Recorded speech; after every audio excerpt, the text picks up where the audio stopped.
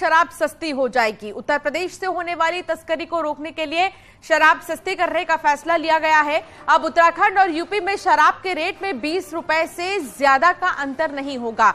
मतलब ये कि उत्तराखंड में शराब के दाम यूपी से 20 रुपए तक महंगे होंगे और कुल मिलाकर देसी और विदेशी शराब के दाम कम होंगे। अभी यूपी और उत्तराखंड में शराब के दामों में 150 से 200 रुपए का अंतर है। सोमवार को कैबिनेट ने नई एक्साइज पॉलिसी पर मुहर लगाई है और अगले वित्त वर्ष में शराब से कमाई का टारगेट 3600 करोड़ के से बढ़ाकर 4000 करोड़ रखा गया है। उत्तराखंड में शराब की 619 दुकानें हैं। देसी शराब की दुकान की कीमत 15% बढ़ाई गई है, जबकि विदेशी शराब की दुकानों की कीमत 10% बढ़ाई गई है। तो ऐसे में कहा जा रहा है कि राज्य में शराब सस्ती हो जाएंगी। यूपी से जो आरोप करते थे बार बार उनके कि तस्करी हो रही है हमारे यहाँ रेट ज्यादा होने से, तो उस सबको देखते हुए रेगुलर जो ब्रांड है हमारे उसमें लगभग 20 रुपए के आसपास से ज्यादा फर्क न है, इसके लिए पॉलिसी में प्रावधान किया गया है गोवंश संरक्षण के लिए और महिला कल्याण के लिए। और एक और बड़ी खबर देहरादून से ही आ रही है, जहां कल आवास विभाग के प्रपोजल पर कैबिनेट की मुहर लग गई है, जिसमें सिंगल घर के मैप का सेल्फ सर्टिफिकेशन हो सकेगा और 7 दिन में आपत्ति नहीं मिलने पर पास माना जाएगा नक्शा। तो ऐसे में अगर सिंगल घर बनवा रहा है कोई, तो उनके लिए ये बेहद खास है जानना कि आवास विभाग ने एक प्रपोजल पर मुहर लगा दिया है। सिंगल घर के मैप का अब सेल्फ सर्टिफिकेशन होगा। मैप का सेल्फ सर्टिफिकेशन होने के साथ ही 7 दिन में अगर आपत्ति नहीं होती है विभाग की तरफ से, तो इसको ओके माना जाएगा। 23 मार्च को धामी सरकार को 1 साल पूरा हो जाएगा। क्या रही इस 1 साल की बड़ी उपलब्धियां और किस तरह से सेलिब्रेट कर रही है बीजेपी, आपको दिखाते हैं इस रिपोर्ट में।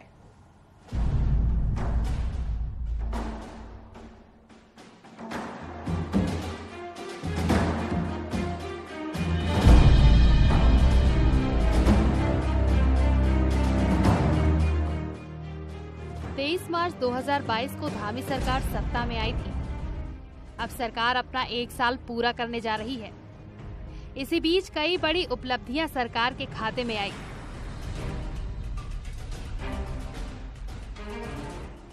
साल में 3 गैस सिलेंडर फ्री देने समेत चुनाव पूर्व किए गए कई वादों को भी पूरा करने में सरकार सफल रही। बीजेपी 23 मार्च को जश्न के रूप में मनाने जा रही है। इस मार्च को प्रभारी मंत्री अपने जिलों में तो विधायक अपनी विधानसभा में कार्यक्रम आयोजित कर सरकार की 1 साल की उपलब्धियों को जनता के सामने रखेंगे।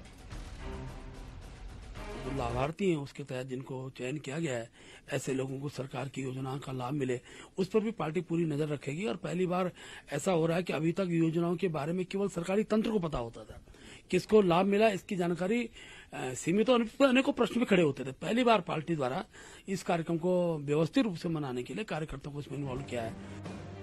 हर विधानसभा में 24 और 25 मार्च को बहुउद्देशीय शिविर भी लगाए जाएंगे। इसके अलावा बीजेपी ने सरकार के 1 साल की उपलब्धियों पर 15 लाख पंपलेट भी तैयार किए हैं, जिसे आम जनता तक पहुंचाया जाएगा। देश के अंदर पहला ऐसा सख्त नकल विरोधी कानून बना है कि अब किसी की हिम्मत नहीं कि नकल करे या कराए। हमारी महिलाओं का जो आरक्षण समाप्त 30% आरक्षण समाप्त कर दिया था, उसको फिर करने का काम हमारी सरकार ने किया।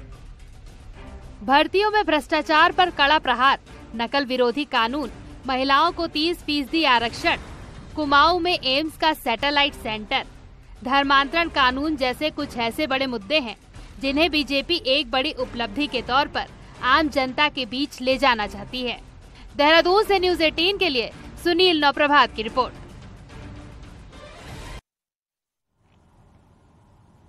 तो वहीं बागेश्वर नगर बुरी तरह से अतिक्रमण की जद में है। इसे प्रशासन और नगर पालिका की लापरवाही ही कहेंगे कि पूरा नगर अतिक्रमण की भेंट चढ़ रहा है। यदि समय रहते अतिक्रमण को रोका नहीं गया तो यहां मुश्किलें बढ़ती रहेंगी। हाल तो यह है कि अतिक्रमण की जद में स्कूल, सड़क, अस्पताल और नदी नाले भी आ गए हैं और नगर पालिका की अतिक्रमण हटाओ अभियान सिर्फ खोखला साबित हो रही है। ऐसे में जबकि पक्के और बड़े अतिक्रमणकारी अब भी बुलडोजर की पहुंच से दूर हैं।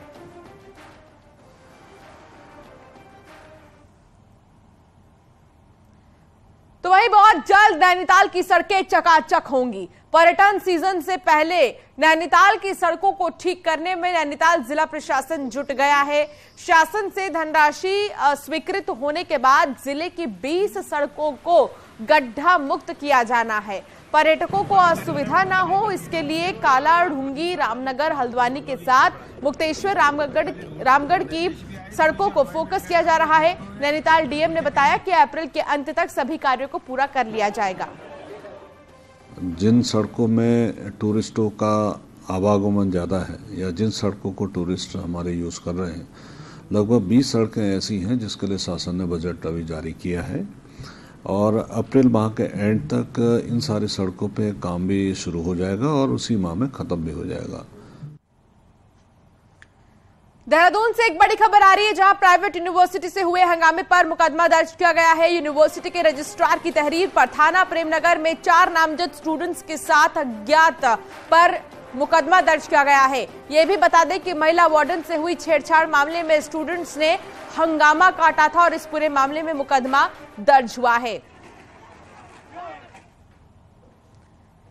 बागेश्वर में एक ही परिवार के 4 लोगों को जहर खाने से मौत के मामले को महिला आयोग ने गंभीरता से लिया है। आयोग ने कहा है कि प्रशासन की भी गलती है कि ऋण नहीं दे पाने के कारण 4 लोगों को अपनी जान गंवानी पड़ गई। राज्य महिला आयोग के उपाध्यक्ष ने कहा है कि मैं खुद बागेश्वर जाकर पूरे घटना की जानकारी लूंगी और दोषियों पर कठोर कार्रवाई की जाएगी।